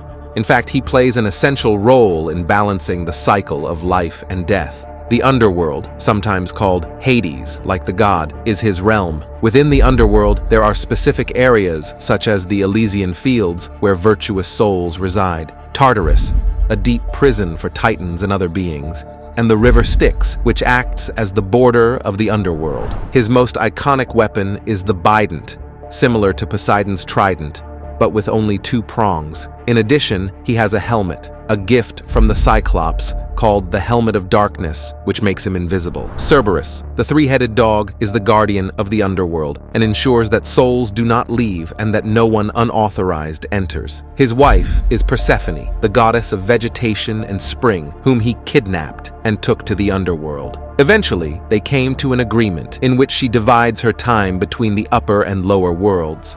Hades has power over the souls of the dead and all that resides in his realm. He is immortal, like most gods, and has great strength. His helmet makes him invisible, and with his bident, he can create fissures in the earth. He also has the ability to restore life, although this act is rare. Number 8. Nergal. Nergal is a deity in Mesopotamian mythology, being revered in Babylonian tradition. Initially associated with the noonday sun and its intense heat, he eventually evolved to be known as the god of war, pestilence, and, ultimately, the underworld. Although Nergal has connections to the upper world due to his solar roots, as we saw earlier, he became a dominant figure in Kur, the Mesopotamian underworld, after his relationship with Ereshkigal, the queen of the underworld. Nergal is depicted with a lion, symbolizing both his fury and his courage in battle. In addition, he carries a mace or sword, which he uses both in combat and in his role as a destructive deity. As the god of war and disease, he has the power to unleash conflicts and epidemics, and as the deity of the underworld, he has power over the souls of the dead. Number 9. Osiris. Osiris is one of the most prominent and complex deities in Egyptian mythology. Originally a god of vegetation and fertility, he was later associated with death, resurrection, and the afterlife. Osiris is also known for his role in the Egyptian myth of murder and resurrection, where he is betrayed by his brother Set and then resurrected by his wife Isis. Duat is the Egyptian underworld. In the myth, Osiris becomes the ruler of Duat after his death and resurrection. His wife is Isis, who resurrects him after Set murders him. His son, Horus, is subsequently born and becomes a god associated with kingship and protection. Osiris is depicted as a mummified figure with a green or black skin, symbolizing regeneration and life after death. He wears an Atef crown and holds the staff Heka and the scourge Negej. Number 10. Apuch. Apuch is the god of the underworld in Mayan mythology, known by various names in different Mesoamerican cultures, such as Yumkimil in some Mayan traditions. He is depicted as decomposed or skeletal, associated with death and destruction. Xibalba is the underworld in Maya cosmology, a dark and fearsome place where souls face trials and torments before their final destiny. Artistic representations show Apuch surrounded by symbols of death and decay. He is also associated with owls and dogs, which are often considered messengers or manifestations of death. While Apuch is the main figure of the Maya underworld, Xibalba is populated by several other gods and beings who act as his helpers or executors. Although there are many Maya stories that mention Xibalba and its inhabitants, the most famous is the Popol Vuh, the sacred book of the Quiché, a branch of the Maya people. In this story, the hero twins, Hunahpu and Ixbalanque, descend to Xibalba to confront the lords of the underworld after they kill their father and uncle. Through a series of trials and traps, the twins manage to overcome the gods of Xibalba and finally resurrect their father and uncle, although not in the way they expected. Number 11. Anubis. Anubis is the god of embalming and the afterlife in ancient Egyptian mythology. He is credited with the invention of the mummification process and is the protector of tombs and cemeteries. He is one of the oldest gods and is essential in the rituals of death and mummification. While Osiris is the main ruler of the Duat, the Egyptian underworld, Anubis has specific roles there, especially in the Hall of the Two Truths, or Hall of Judgment, where souls are judged. Anubis's most distinctive form is as a man with the head of a jackal or as a full jackal.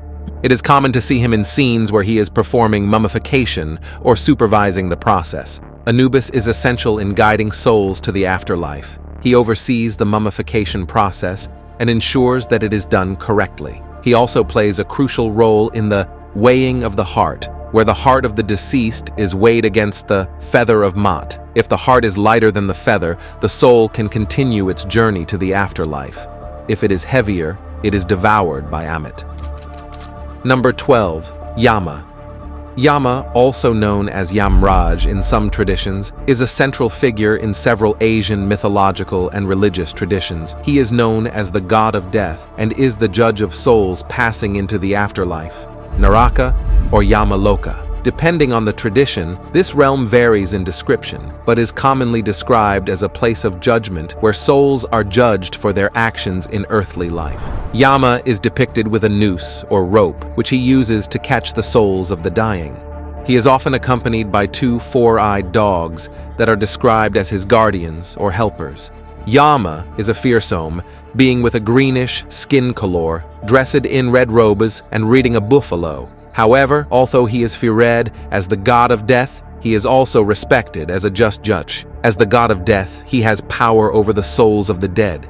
It is he who decides whether a soul will be reincarnated, sent to heaven, or punished in one of the various hells, based on his karma. Number 13. Izanami. Izanami is a primordial goddess in Japanese mythology and is a central figure in the creation of the world and the islands of Japan. Together with her consort, Izanagi, she played a pivotal role in the formation of the world and the procreation of numerous gods and goddesses.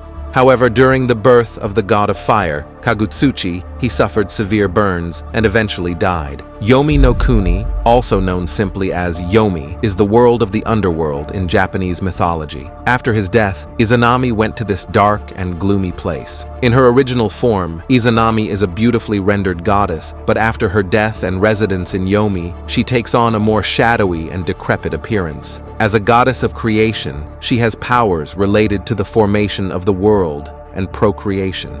However, after her death, her powers also encompass aspects of the underworld. One of the most famous myths related to Izanami is her death and Izanagi's subsequent attempt to rescue her from the underworld. After she dies, Izanagi attempts to bring her back to the world of the living. However, upon seeing her decrepit and rotting form, he flees in horror. I'm not ugly! Am I? Furious, Izanami vows to kill 1,000 people every day. To this, Izanagi replies that he will then bring 1,500 people to life each day. This story is a representation of the cycle of life and death. Number 14. Supai. Supai is a prominent figure in Andean mythology, especially among the Incas. He was considered both the god of death and the ruler of the Uku Pacha, the underworld. The Incas, despite fearing him, also respected him and tried to placate him with offerings to avoid his wrath. He is represented as a fearsome and demonic figure. He has the ability to cause natural disasters, such as earthquakes, to express his discontent. Offerings made to placate him often included animals, food, and, on occasion, human sacrifice. During the time of Spanish colonization, the conquistadors equated Supai with the devil of Christianity. His assimilation resulted in many indigenous practices and beliefs related to Supai being demonized and condemned by Christian missionaries. Number 15. Veles, also known as Volos, is one of the main deities of Slavic mythology. He is a god associated with cattle, magic, commerce, wealth, and, in certain traditions, the underworld. While he is not attributed with a specific underworld like Hades or Anubis, Veles does reside in damp, watery, or subterranean places, giving him some connection to the underworld or world of the dead.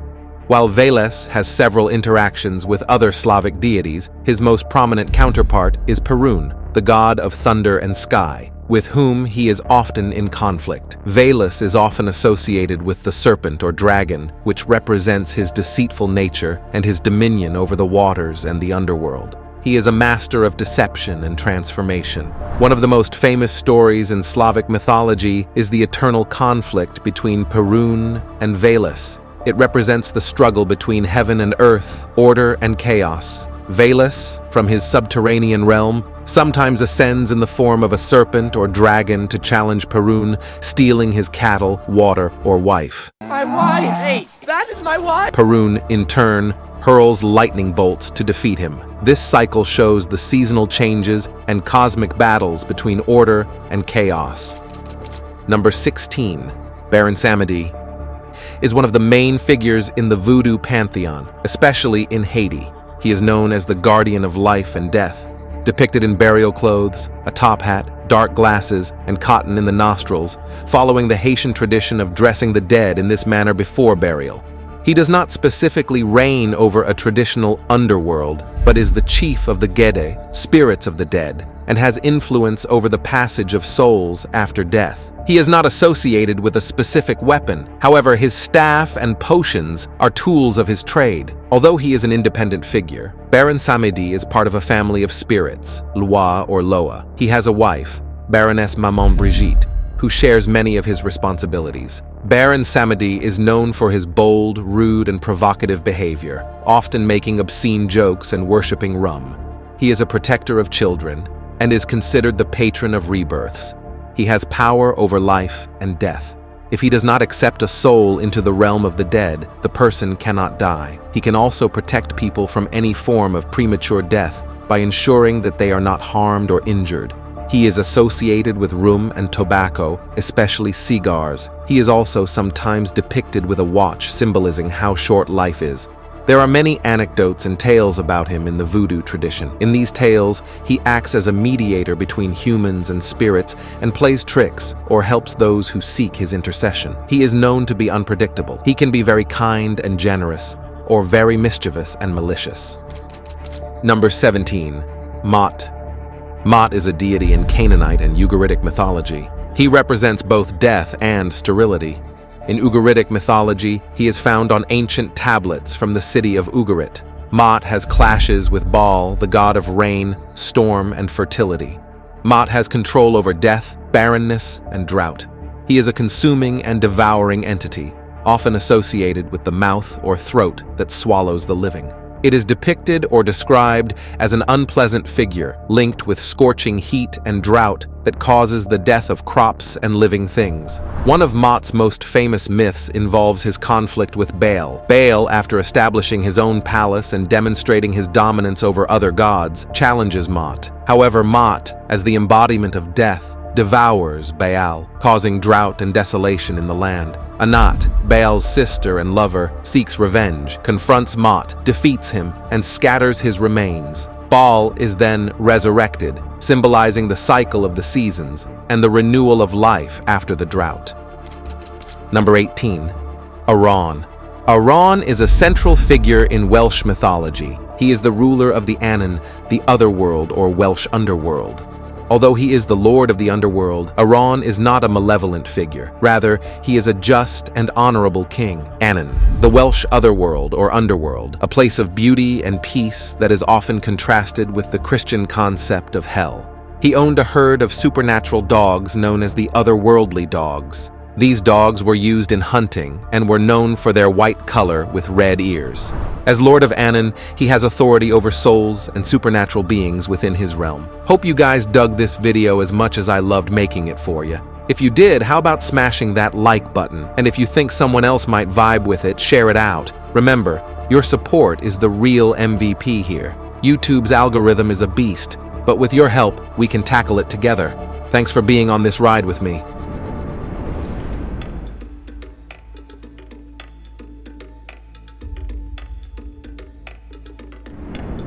Finnish mythology is definitely one of the most curious I have ever found.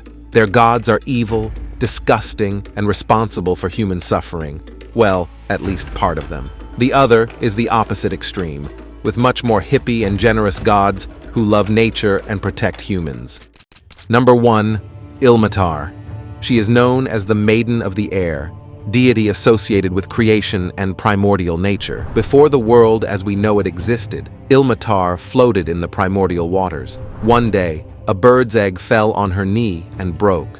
The parts of the egg were transformed into the earth, the sky, the clouds, and other features of the world. In this way, Ilmatar played a direct role in the creation of the world. Ilmatar is described as pure and ethereal, representing the creative and formative aspects of the universe. Although she is a deity of the air, her connection to the primordial waters also links her to the element of water. From her waters, Wainamoinen, one of the most important and central heroes of the Kalevala, was born. Wainamoinen is a bard, magician, and sage, and his adventures make up much of the content of the epic poem. The story of Ilmatar and his role in creation is central to Finnish mythology. Number 2. Ukko. Ukko is commonly known as the god of the sky, the atmosphere, and the weather. He is the supreme god in Finnish mythology and holds a position similar to that of Zeus in Greek mythology or Thor in Norse mythology. One of the main symbols associated with Ukko is the hammer, which is often interpreted as a parallel to Thor's hammer, Mjolnir. His hammer is associated with thunder, and when Ukko uses it, it is said to cause storms and lightning. He is shown as a powerful and elderly god who watches from the heavens. While he is known primarily for his control over the weather, he also plays a role in fertility and is invoked to ensure good harvests. Ukko is married to Akka, the goddess of earth and fertility. Together, they represent the duality of heaven and earth. During ancient times, Finns used to offer sacrifices and rituals in honor of Ukko, especially when they needed his intervention for favorable weather conditions or to ensure the fertility of the land. Number 3. Akka. Akka is a female deity linked to the earth and fertility. While Ukko is the sky and thunder, Akka is connected to the earth and its fruits. She is considered a mother and protector deity, invoked especially for fertility and childbirth. She could also be invoked by women for help in matters related to femininity and motherhood. Being an earth goddess, Akka also has connections to agriculture and is honored for ensuring bountiful harvests. There are variations in the stories about Akka depending on sources and regions. In some tales, Akka and Ukko are said to have joined together to create the universe. In others, Akka plays a more passive role, but one that is essential to the balance of the world and the continuity of life. Number 4. Loviatar. Also known as Loviatar, she is among the darkest and most fearsome goddesses of the Finnish pantheon. Loviatar is known as the goddess of pain, sickness, and misfortune. She has malevolent features, is blind and treacherous. Loviatar was fathered by the east wind and gave birth to 9 children who are diseases and plagues, including pestilence, gout, and tuberculosis. She represents the hardships of life, disease, and suffering. She is invoked as the mother of many diseases and misfortunes, making her a feared goddess in mythology. Although she is sometimes confused or overlapped with Louhi, the sorceress and main antagonist in the Kalevala, they are distinct entities. While Louhi is known for her tricks and magic and rules the northern territory called Pohjola, Loviatar is more specifically associated with human suffering and disease. If you want to know more about Louhi, I talk in more detail about her in the Finnish creatures video above. Number 5. Ahti. He is known as the god of the deep, the seas and inland waters, such as lakes and rivers. He rules over aquatic creatures and is associated with fishing and the abundance that comes from the waters. Ahti is often depicted with a trident or spear. He may have features that link him to the aquatic world, such as scales or a fishtail. He lives in an underwater palace called Ahtola, a beautiful and magical place full of treasures. In some stories, this palace is shown as a place of abundance and wealth. He is married to Wellamo, the goddess of waves and currents. Together, they control the movements of the waters and the creatures that live in them. Ahti is known to bestow blessings on fishermen and sometimes to cause storms or challenges for those who venture into his domain. Fishermen would offer sacrifices and make promises to Ahti to ensure an abundant catch and not be attacked by sea creatures such as Ikuturso, which, by the way, we talked about in the Finnish creatures video. Number 6. Wellamo. Wellamo is known as the goddess of waters, waves, and currents. While Ahti, her husband, is the god of the deep and the sea creatures, Wellamo rules the watery surfaces and the movement of the waters. She is described as a beautiful woman who emerges from the waters with aquatic features and attire. Her name is related to the Finnish word veli, meaning water surface, and vela, meaning ripple or wave. Velamo has the power to calm waves, control currents, and affect water-related weather. At times, it can be capricious and at times help sailors, while at others it can cause storms and challenges. Like Ahti, Velamo is said to reside in Ahtola, the underwater palace. He has servants and magical creatures at his disposal. These creatures sometimes come out of the water to interact or interfere with the lives of mortals. Number 7. Tapio.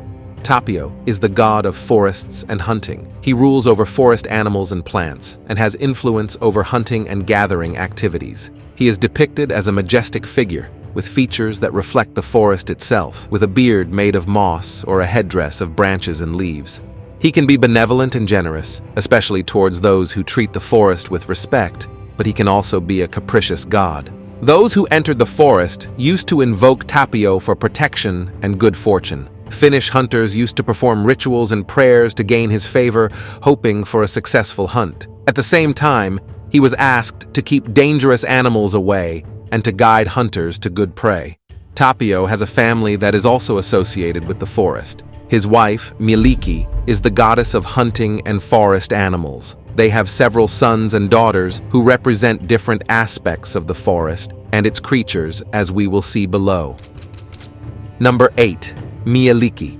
As we have just seen, Mielikki is the wife of Tapio. She is the goddess of forests and animals, in particular hunting animals. She is considered the protector of animals and the one in charge of ensuring that hunters find good prey. She is a beautiful woman with characteristics related to the forest, such as dresses made of green leaves and a crown made of branches. She is often accompanied by different forest animals. Mielikki is known for her kind and benevolent nature, especially towards animals. She has the ability to heal injured animals and ensure that the forests are full of life.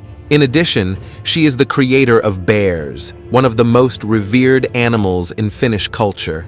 As Tapio's wife, they form a powerful couple who rule and protect the vast forests of Finland. Mielikki is believed to help hunters who are respectful and act with honor. She can guide them to prey or even heal their injured animals or pets. Number 9. Tuonetar. Tuonetar is the queen of Tuonela, the underworld or realm of the dead in Finnish mythology. She is a dark and shadowy goddess, fitting for her role as ruler of the souls of the departed. In song number 16 of the Kalevala, the hero Väinämöinen travels to Tuonela in search of knowledge. During his journey, he encounters obstacles and challenges, and Tuonetar plays a large role representing the oppressive and deadly forces of the underworld. Tuonetar is delighted to offer him a golden cup of ale, but when he looks closer, he can see that it is actually a black poison made from frog eggs, young poisonous snakes, lizards, snakes, and worms. If a person drinks the brew, known as the beer of forgetfulness, he forgets that he ever existed and cannot return to the land of the living because only Tuonetar and the sons of Tuoni were allowed to leave the underworld. In various stories and songs, Tuonetar, along with Tuoni and his sons, acts as Tuonela's guardian, making sure that souls who enter do not leave and that the living do not enter without permission. Tuonela, the realm she rules along with Tuoni, is a dark and often dangerous place, but it is also a place of knowledge and wisdom, accessible only to those with the courage and skill to travel there and back. Number 10. Tuoni. Tuoni is the god of death and the ruler of Tuonela. He represents the forces of mortality and the inevitable fate of all living beings. He is depicted with fearsome and grim characteristics. Tuoni, with his family, watches over the souls of the dead in Tuonela, ensuring that they remain in the realm and do not return to the world of the living. Tuoni is a representation of the cycle of life and death, a relentless force in human existence. His domain, the underworld, is a place that all Finns, according to mythology, must visit after their death, a place where the soul rests or faces challenges before continuing its journey. Number 11. Nyrikki. Nyrikki is one of the gods of the hunt in Finnish mythology. protector of hunters and guide for those seeking legendary prey in the forest. He is shown as a horned being with animal-like features, reflecting his dominion over the beasts of the forest. Is the son of Tapio, the god of the forests, and Mielikki, the goddess of hunting and forest animals. This family of gods and spirits work together to oversee and maintain the balance in nature between humans and the natural world. Number 12. Vamatar. Vamatar is known to be the goddess of pain, suffering, and disease. Her name derives from the Finnish word vama, which means injury or wound. Vamatar is one of the most obscure divinities in the Finnish pantheon, associated with various evils and ailments. She represents pain and suffering, especially those related to illness and injury. In some legends, Vamatar is the mother of Lovatar, who is another goddess of suffering and misfortune, as we saw above. Although in other versions, Lovatar and Vamatar are the same entity or are closely related. It is also possible that Vamatar is seen as the mother or progenitor of various diseases and evils. She is invoked or mentioned in contexts where there is pain, illness, or suffering. People in ancient Finland could invoke her in healing rituals, asking for relief or protection from illness. Although a feared goddess, she may also have been seen as an entity to bargain with or appease in order to avoid or alleviate suffering. Number 13. Pekko. Pekko is the god of fields, barley, and by extension, beer. To alcohol, the cause of and solution to all of life's problems. He is invoked to ensure good harvests and, on festivals, to bless drinking. Pekko does not play a leading role in the best-known stories of the Kalevala, but there are mentions and allusions to him in Finnish folk songs, festivals, and rituals. His importance is felt more in agricultural festivities and harvest-related celebrations. He is recognized as a friendly and protective deity. Pekko has a special place in the heart of Finnish agrarian culture. Invocations to Pekko during festivals and rituals show the importance of ensuring a good harvest and recognizing the relationship between the land, the crop, and the people. His name and figure can be found on some traditional Finnish beers and at craft beer events in the country. Number 14. Tellervo. Tellervo is a minor deity within the family of forest deities and is particularly associated with young animals and the more tender and caring aspects of the forest. She is depicted as a beautiful and radiant young woman, reflecting her connection to youth and rebirth in nature. Tellervo is the daughter of Tapio and Mielikki.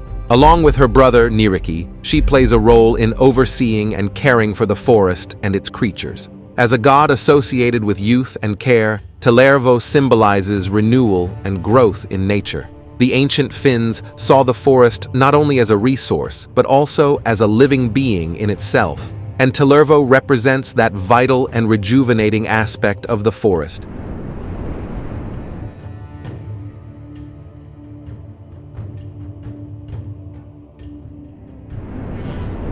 Number 1. Umvelinkangi. Umvelinkangi literally translates as "he who was in the beginning" or "he who shows himself for the first time," and is considered by the Zulu as the supreme god, the creator of the universe, and the source of all that exists. This supreme being represents the sky and celestial phenomena, is the god of heaven and light. Umvelinkangi is omnipresent and omnipotent, transcends human understanding, and has no physical form. He is rarely interacted with directly. Umvelinkangi is the one who sends Unkulunkulu to create humanity and teach it the essential arts for life. The Zulu regard him as the supreme being and origin of all. He is the being to whom they turn for blessings, health, and rain. The Zulu see him as an all-powerful and eternal being, the beginning and end of everything. Although in daily life, more emphasis is given to the worship of ancestors and minor deities related to specific aspects of nature and daily life. The veneration of Umvelinkangi is realized through respect for the natural and moral laws he establishes and through the observance of harmony with the world and its creatures. Number 2. Unkulunkulu. Unkulunkulu is often confused or overlapping with Umvelinkangi, but there are key differences between the two in Zulu mythology. Unkulunkulu is the first man, is the origin of everything, both people and natural things and the environment in which they live. According to Zulu belief, he is the first man and the oldest of all beings, whose existence precedes everything else in the universe. Unkulunkulu is a manifestation of Umvelinkangi. That is, Umvelinkangi could be the supreme principle of everything, and Unkulunkulu, his manifestation as the creator of humanity and the physical world, was born in a huge reed swamp called Uhlanga. The more time passed, the more he grew until he was fully developed. At that time, he felt the urge to create a world, and so he began to shape the land and water. Unkulunkulu possesses the ability to give life and form the world from nothing. He is a being with unlimited knowledge, capable of imparting wisdom to mankind. He teaches men the techniques of hunting, agriculture, metallurgy, and the laws of society. His influence extends to the moral laws and social norms that govern Zulu communities. In Zulu culture, he is not attributed a physical form, nor is he represented visually. His presence is more conceptual and is linked to nature and human lineage. The Zulu tribe sees Unkulunkulu as the great ancestor and the point of origin of all life and wisdom. Number 3. Mbaba Waresa. Known as the goddess of rain, barley, and rainbows, she represents fertility and agriculture. She is shown as a beautiful woman adorned with bright colors, with elements that represent her domain, such as rain and rainbows. She is revered as the goddess who brings fertile rains, essential for agriculture and crop growth.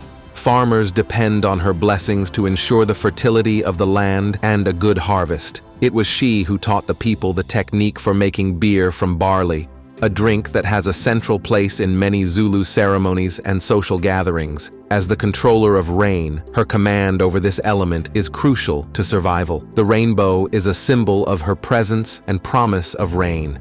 There is a famous story in Zulu mythology about Mbaba Waresa that tells how she fell in love with a mortal. Despite warnings from other gods, she searched the earth for this mortal who had captured her heart with his music. This story highlights her connection to human affairs and her tendency to act based on her emotions. Prayers and rituals to Mbaba Waresa are performed to ask for rain, especially during times of drought, and to give thanks for rain and abundance. Number 4. Tikdoshi. Tikdoshi is an evil dwarf. He resembles the Cherui and the High Uri and likes to fight humans. The Tikdoshi, also known as Tokoloshi or Hili, is a mythical creature in Zulu and Xhosa mythology and is known in many parts of southern Africa. Tikdoshi is considered a malicious spirit or mischievous creature. Losing to Tikdoshi can mean death for humans, but victory can grant a man great magical powers. The Tikdoshi is described as a small, ugly, goblin or gremlin-like creature. It has ape-like or animal-like features and is sometimes depicted with only one eye or one arm. The Tikdoshi is known to be an agent of chaos and evil. It can turn invisible by swallowing a stone and uses this ability to frighten or cause harm to people. In some southern African cultures, people elevate their beds by placing them on bricks to prevent the Tikdoshi from reaching them while they sleep. This creature may be used to scare children into behaving or as an explanation for unexplained phenomena or bad luck. It is said that the Tikdoshi is invoked by someone who uses black magic to cause trouble to others. Number 5. Mamlambo. In legends, she is described as a kind of water deity or river monster. Mamlambo is known as the goddess of rivers and is said to control aquatic elements. The creature has the ability to bring rain or drought, bless crops and fishing, or bring disease and misfortune if provoked or ignored. Locals respect and fear it, and may make offerings or rituals to appease it or gain its favor. Descriptions of Mamlambo vary, but she is depicted as a large, serpentiform creature or with features of several mixed animals, such as a horse, a snake, and a fish. Some legends describe it as having an attractive and seductive glow. It inhabits the bottom of rivers and streams, especially in areas remote or inaccessible to humans. Mamlambo also has associations with wealth and prosperity, although these blessings may come with a high price or curses that mark your life. Number 6. Inkosazana. Also known as Nkosazana Yezulu, is another important figure in Zulu mythology and is closely related to agriculture and crop prosperity. Her name is associated with the planting season and the hope of a bountiful harvest. Like Mbaba Mwana Waresa, Nkosazana is invoked to ensure the fertility of the land and the abundance of crops. However, her figure is more directly linked to the specific rituals of agriculture. Nkosazana is a manifestation of the energy and blessing necessary for the sowing and growth of plants. The similarities between Nkosazana and Mbaba Mwana Waresa are centered on their association with nature and the fecundity of the earth. Both are maternal goddesses who nurture and care for life, ensuring that communities have the resources they need to survive. Although Nkosazana is more linked to harvesting and agricultural practices, rituals for Nkosazana include practices that mark the phases of the agricultural season, such as planting and harvesting, involve offerings, prayers, and celebrations that seek to ensure the success of agricultural activities. Number 7. Amatongo are the spirits of the ancestors who play an active role in the lives of the living. Amatongo are intermediaries between the spiritual world and the physical world and can influence the fortune, health, and general well-being of their living descendants. Belief in the Amatongo is central to Zulu life. Zulu believe that the Amatongo can communicate with the living through dreams, visions, and signs. Interpretation of these messages may require the intervention of a Sangoma, a traditional healer or shaman, or Inyanga, traditional medicine specialist. Rituals are performed to honor the Amatongo, which may include offerings of food, drink, or animal sacrifices. These practices are intended to maintain a good relationship with the ancestors, ensuring their benevolence and protection. Zulu may consult the Amatongo in important decisions, asking for their guidance and help in matters such as marriage, birth, death, and other life transitions. Ancestors are respected not only for their blood relationship with the living, but also for their greater closeness to the spirit world and their ability to intervene in human affairs. Number 8. Uhlakanyana. Uhlakanyana is known for his wit, cunning, and ability to outwit others, despite being physically small or weak. He is small in stature but compensates for his size with a keen intelligence and an exceptional ability for deception and strategy. Like figures such as Anansi in West African mythology, Uhlakanyana plays the role of the trickster. He uses his wit and cunning to deceive others, especially beings greater and more powerful than himself. In traditional tales, Uhlakanyana finds himself in situations where he must use his wits to survive or get what he wants. His adventures are popular in stories told to educate and entertain children. Uhlakanyana represents in these communities the ability to overcome adversity through intelligence and cunning, rather than brute force or power. Number 9. Sangoma. A Sangoma is a very important figure in the Zulu culture and in many other communities in southern Africa. Sangomas are traditional healers or shamans, crucial to the physical health and spiritual well-being of their community. They are known for their ability to heal physical and mental illnesses and disorders, but their role goes beyond the merely medical. They are mediums or bridges between the physical and spiritual worlds, communicating with ancestors or spirits to seek guidance, healing, and advice. One of their main functions is the practice of divination. They use a variety of methods, such as bone reading, to diagnose spiritual and physical problems and to offer solutions. Becoming a Sangoma involves an intense period of training and apprenticeship under the guidance of an experienced Sangoma. This process, described as Ukuthwasa, involves both learning healing techniques and spiritual development. Many Sangomas report being called to this role through dreams or visions. In addition to their spiritual skills, they are also experts in the use of medicinal plants and the preparation of traditional remedies to treat various ailments. Sangomas perform rituals and ceremonies to heal, protect, cleanse, or bless individuals and communities. Here I leave you more gods and creatures that inhabit our planet. Do not forget to leave your comment and give me like in this video.